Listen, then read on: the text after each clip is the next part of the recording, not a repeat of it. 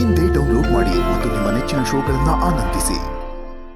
ಮದುವೆಯಾಗಿ ಬಂದಾಗ ಕೂಳಿಗೆ ದಾರಿಯಾದರೆ ಸಾಕು ಅಂತ ಇದ್ದವಳು ನೀನು ಈಗ ನನ್ನ ಬೆನ್ನಿಗೆ ಚೂರಿ ಹಾಕೋದಕ್ಕೆ ಹೊರಟಿದೀಯಾ? ನನಗಿಂತ ಯಾರಿಗೂ ಹುಟ್ಟಿದ ತಿಪ್ಪೆಯಲ್ಲಿ ಸಿಕ್ಕಿದವನೇ ಹೆಚ್ಚಾಗ್ಬಿಟ್ಟ ನಿನಗೆ. ಅವನ ಪ್ರೀತಿನ ಉಳಿಸೋಕ್ಕೋಸ್ಕರ ಅವನಿಗೋಸ್ಕರ ನನ್ನ ಹತ್ರನೇ ಡಬಲ್ ಗೇಮ್ ಮಾಡ್ತಾ ಇದೀಯಾ?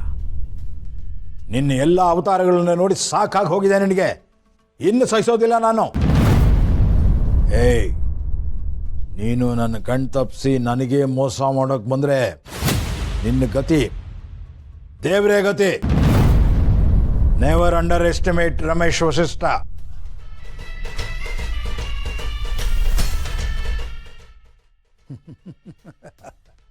ನಾನು ಮೂಲತಃ ರಾಕ್ಷಸ, ಆಮೇಲೆ ಮನುಷ್ಯ. ಹುಷಾರ್. ಅಮ್ಮ, ಇದು ನಿಮ್ಗೆ ಹೇಗೆ ಗೊತ್ತು? ಯಾರು ಹೇಳಿದ್ದು? ಏನೋ ತೇಜಸ್ ಅಪ್ಪ ಅಮ್ಮ ಹೀಗೆಲ್ಲ ಮಾಡ್ಸದ್ರ? ಅಮ್ಮ, ನಿಜ ನೀವು ಹೇಳ್ತಿರೋದು? ನಾನು ಯಾವ ಥರದ್ರಲ್ಲಿ ಯೋಚನೆ ಮಾಡಿದ್ರು ಅವರೇ ಈ ಕೆಲಸ ಮಾಡೋಕ್ಕೆ ಸಾಧ್ಯ ಅಂತ ನಂಗನ್ಸಿತ್ತು. ಅದಕ್ಕೆ ನನ್ನ ಫ್ರೆಂಡ್ ಮನೆಯವರೊಬ್ರು ಡಿಪಾರ್ಟ್ಮೆಂಟಲ್ಲಿ ಇದ್ದಾರೆ ಅಂತ ಹೇಳ್ತಿದ್ನಲ್ಲ, ಅವ್ರ ಹತ್ರ ವಿಚಾರಿಸಿದೆ. ಅವ್ರು ಹೇಳಿದ್ಮೇಲೆ ನನಗೂ ಗೊತ್ತಾಗಿತ್ತು. ಎಲ್ಲ ನನ್ನ ಕರ್ಮ ಕರ್ಮ ಕರ್ಮ. ಅವರೇ ಬೇಡ ಅಂದ್ರು, ನಾನು ಒತ್ತಾಯ ಮಾಡಿ ಮಾಡಿ ಅವ್ರನ್ನ ಹತ್ರ ಸೇರಿಸ್ಕೊಂಡೆ. ಶಾಂತಿ 1000 ಸಲ ಬೇಡ ಅಂದ್ಲು, ಆದ್ರೂ ನಾನೇ ಅವ್ರ ಹಿಂದೆ ಬಿದ್ದೆ. ನನ್ಗೆ ಅವತ್ತೇ ಅರ್ಥ ಆಗ್ಬೇಕಿತ್ತು, ಒಂದ್ಸಲ ಬೇಡ ಅಂದರು ನಾನು ಯಾವತ್ತೂ ಒಪ್ಕೊಳ್ಳಲ್ಲ ಅಂತ. ಅಯ್ಯೋ ನಿತ್ಯ, ಹಾಗೆ ಯಾಕೆ ಯೋಚನೆ ಮಾಡ್ತೀರಾ? ಅವ್ರನ್ನ ಹತ್ರ ಸೇರಿಸಿದ್ದೀರಾ ಅಂದರೆ ನಿಮ್ಮ ಒಳ್ಳೆತನ. ನಿಮ್ಮನ್ನು ನೀವು ಕೀಳಾಗಿ ನೋಡಿ ನಿಮಗೆ ನೀವು ಶಾಪ ಹಾಕೋಬೇಡಿ. ಯಾರು ತಪ್ಪು ಮಾಡಿದಾರೋ ಅವ್ರು ಮಾತ್ರ ಶಿಕ್ಷೆ ಅನುಭವಿಸ್ಬೇಕು. ಬೇಡ ಬೇಡ ಅಂತ ಹೇಳಿದ್ರು, ಅವ್ರ ಹಿಂದೆ ಹೋಗಿದ್ ನಾನಲ್ವಾ, ನಂದೇ ತಪ್ಪು. ನಿಮ್ಮ ನಂಬಿಕೆನ ದುರುಪಯೋಗ ಪಡಿಸ್ಕೊಂಡಿದ್ದು ಅವ್ರ ತಪ್ಪು. ನೀವ್ಯಾಕೆ ಬೇಜಾರು ಮಾಡ್ಕೋತಿದ್ದೀರಾ? ದಯವಿಟ್ಟು ನೀವು ಕಣ್ಣೀರು ಹಾಕಬೇಡಿ.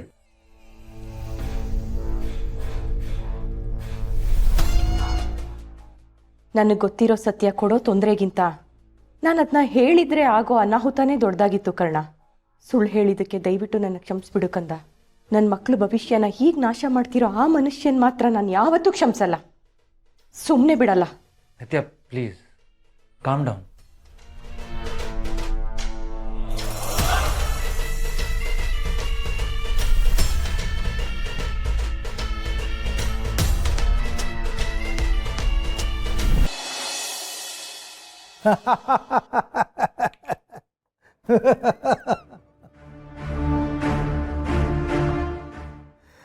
ಕರುಣಾನಿಧಿ, ನಿತ್ಯ, ತೇಜಸ್, ಈ 4 ಜನ ನಾಲಾಯಕಗಳನ್ನು ಆಟ ಆಡಿಸ್ತಾ ಇರೋ ಸೂತ್ರಧಾರ ಯಾರು ಅಂತ ಕರ್ಣನಿಗೆ ಆಗಲಿ ಅವನ ಜೊತೆಯವರಿಗೆ ಆಗಲಿ ಅನುಮಾನ ಬರೋದೇ ಇಲ್ಲ.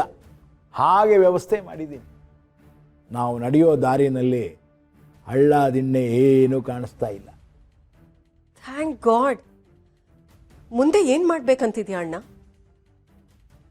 4 ದಿಕ್ಕಿನ ಥರ ನಮ್ಮ ಸುತ್ತ ಇರೋ ಈ ಸಮಸ್ಯೆಗಳಿಗೆ ಪರ್ಮನೆಂಟ್ ಸೊಲ್ಯೂಷನ್ ಹುಡುಕ್ಬೇಕಂತಿದ್ಯಾ? ಆ ಥರ ಬೇಡ. ಯಾವುದು, ಎಲ್ಲಿ, ಹೇಗೆ, ಯಾವಾಗ ಆಗಬೇಕು ಅನ್ನೋದನ್ನು ನಾನು ನಿರ್ಧಾರ ಮಾಡ್ತೀನಿ. ನಿಮಗೆ ಸಾಕಷ್ಟು ಸರ್ಪ್ರೈಸ್ಗಳು ಕಾದಿದೆ.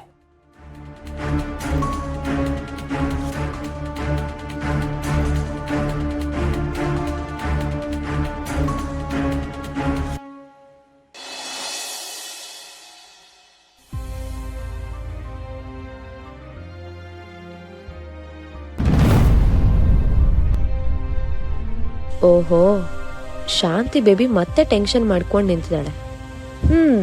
ಸ್ವಲ್ಪ ವಿಚಾರಿಸ್ಕೊಳ್ಳೋಣ.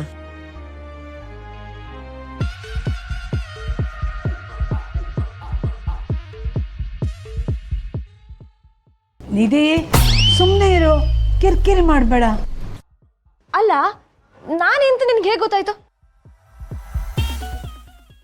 ಅಲ್ಲ ಕಣೆ, ನನ್ನ ಹತ್ರ ಇಷ್ಟು ಮುದ್ದಾಗಿ ತರಲೆ ಮಾಡೋದು ಯಾರು? ವಯಸ್ಸಾಗಿದೆ ಅಂತನೂ ನೋಡಲ್ಲ, ಕಚ್ಗುಳಿ ಕೊಡ್ತಾಳಂತೆ, ಕಚ್ಗುಳಿ. ವಯಸ್ಸಾ? ಯಾರಿಗೆ? ನಮ್ಮ ಅಜ್ಜಿಗಿನ್ನು ಜಸ್ಟ್ 30 ಮಾ. ಓ ಹೌದಾ? ಅದಕ್ಕೆ ನಿನ್ನೆ ಬೆಳಗ್ಗೆ ಮುಹೂರ್ತ ಆಗಿದ್ದು, ಸಾಯಂಕಾಲ ರಿಸೆಪ್ಷನ್ ಆಗಿದ್ದು. ಹಾಗಾದ್ರೆ ಮದುಮಗ್ಳು ಮುಖದಲ್ಲಿ ಯಾಕೆ ಇಷ್ಟೊಂದು ಚಿಂತೆ ಕಾಣಿಸ್ತಿದೆ? ಖುಷಿಯಾಗಿರ್ಬೇಕು ತಾನೆ? ನನಗೇನೇ ಚಿಂತೆ? ನೋಡು, ನನಗೇನು ಚಿಂತೆ ಇಲ್ಲ. ಶಾಂತಿ ಬೇಬಿ, ನೀನೇನೋ ಹೇಳ್ದೆ ಹೋದ್ರೂ ನನಗೆಲ್ಲ ಅರ್ಥ ಆಗತ್ತೆ. ಇನ್ನು ಎಷ್ಟು ದಿನ ಇಲ್ಲಿರೋದು? ಯಾವಾಗ ಇಲ್ಲಿಂದ ಹೋಗೋದನ್ನೋದಷ್ಟೇ ಅಲ್ವಾ ನಿನ್ ಚಿಂತೆ? ಒಂದು ನಿಮಿಷ ಬಾಯ್ಲಿ.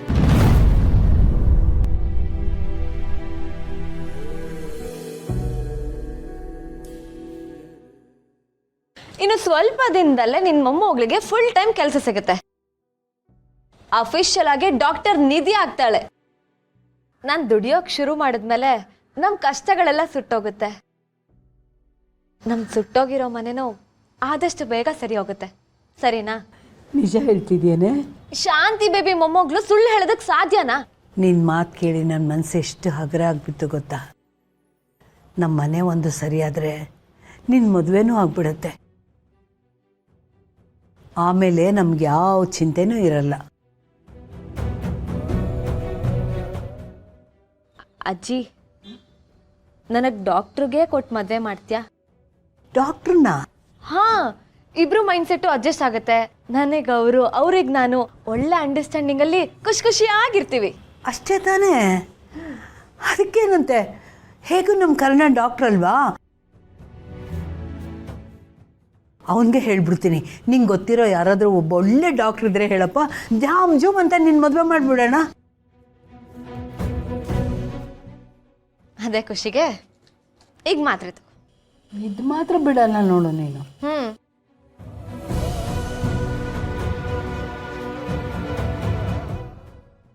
ಎಲ್ಲರೂ ಖುಷಿಯಾಗಿರೋ ಥರ ಆಗುತ್ತೆ ಅಜ್ಜಿ. ಅಕ್ಕನ ಲೈಫು ಸರಿ ಹೋಗುತ್ತೆ, ನನ್ನ ಕರ್ಣ ಸರ್ ಪ್ರೀತಿನೂ ಸರಿ ಹೋಗುತ್ತೆ. ಆಮೇಲೆ ನಾ ಮದುವೆ ಹಾಕಿ ನಿನ್ನನ್ನು ಚೆನ್ನಾಗಿ ನೋಡ್ಕೊಳ್ತೀವಿ. ಆಗ ನೀನು ಹೇಗೆ ಬೇಕೋ ಹಾಗೆ ಆರಾಮಾಗಿರ್ಬೋದು.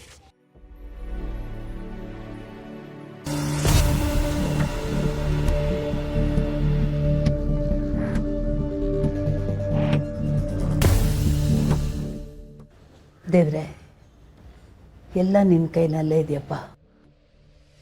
ನಾವು ಬಂದಿರೋ ಕಷ್ಟಗಳು ಏನೇನು ಅಂತಲೂ ನಿನಗೆ ಗೊತ್ತು. ಅದನ್ನು ಬಗೆಹರಿಸ್ಕೊಳ್ಳೋ ದಾರಿನೂ ನೀನೇ ತೋರಿಸ್ಬೇಕು.